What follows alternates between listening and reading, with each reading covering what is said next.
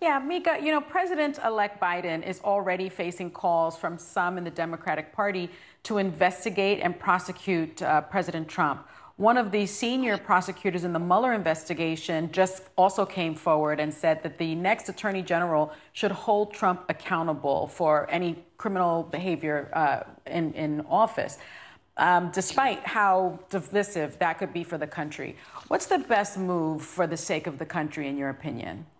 Well, Joe and I get this. I get the stage, and we disagree. I'm just going to say, for the record, we disagree on this. But I don't. I think it's enough with letting things go by. How much are we going to just let pass by from this presidency, which has come so close to destroying our democracy more than any other president? And I do think that there need to be a degree of investigations, and also a post-mortem on what happened and our institutions, where they softened, where they didn't hold. I think more of a check on the Attorney General in the future. That really, I think, showed a weakness in our democracy. We need to learn from this so that we never go through something like this again. And I understand, sometimes doing a pardon for the sake of unity and moving forward. This is different. You can't let all these things go by and just pretend that they'll never happen again. We have to do something about the many perils that this president put toward our democracy. Okay, well, we can't let this slip by either. It was your anniversary the other day, I think, both of you? Yes. Yes, it was. But somebody forgot. I remembered it. Mika didn't. But yes, one of us enjoyed our anniversary. Yes. Happy anniversary. Thank you, dear. I totally know how that happened, so I'll forgive you now, but we had to call you out. Now, Joe, you called this election, with the exception of Biden's victory, an absolute repudiation of the Democratic Party as a brand on account of their disappointing results in down-ballot races in the House and Senate.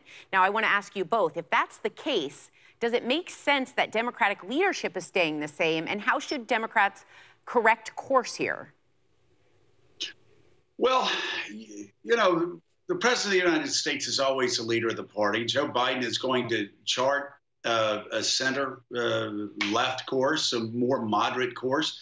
And so all the other players in Washington, D.C. will take their cues from the President of the United States. And so I'm not so sure that there have to be wholesale changes anywhere. Nancy Pelosi, remember, Nancy Pelosi had more money spent against her over the past 10, 15, 20 years probably than any other politician in Washington, D.C. And yet she carried her party to big victory in 2018. But there is no doubt that there were a couple of messages, and I kept hearing from Democrats throughout the entire campaign that it was hurting them.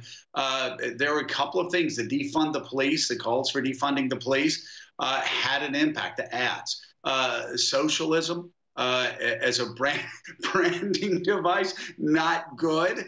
I think, especially in South Florida. But, I've got to say, one of the frustrating things to me was the fact that defund the police. I kept hearing that from my friends. I kept hearing that from other people who said they couldn't vote for the Democratic Party. Well, I had Nancy Pelosi. We had Nancy Pelosi on the show saying that it was a stupid idea. We had, of course, Al Sharpton on all the time saying that we need police reform, but defunding the police, that made absolutely no sense. We had Jim Clyburn, time and time again, say it's a bumper sticker and it doesn't do us any good at all. Clyburn also said talking about socialism doesn't do us well at all. So I think Democrats just need to be a little more aggressive over the next several years, letting Americans know what they do stand for and what they don't stand for. And right now, Americans, they voted for a divided government. They want a more centrist government.